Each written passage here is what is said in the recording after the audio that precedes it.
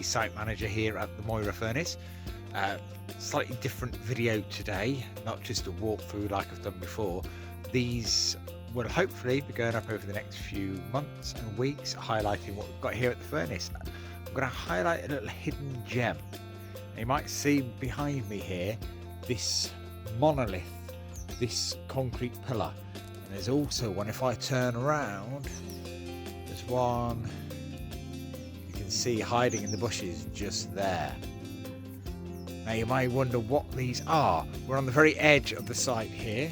If I rotate there, you can see the path you see here is the path along Donisthorpe woodland, right at the edge there. So we're at the edge of our boundary, our 36 acres site.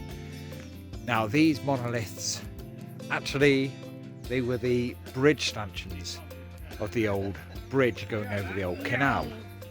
The canal itself is situated a few yards that way, further up the path, but it used to be situated here, right between these stanchions, that one and that one, because it took a longer arch around.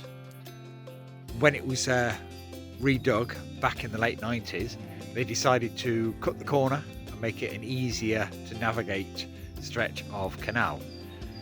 The original canal then carries on up that way along to the top of the lime kilns, where they would take the bits and bobs off the canal boats, the lime, any iron ore they would load up with coal or the iron ore that was mined from the local area, and they would take it from there.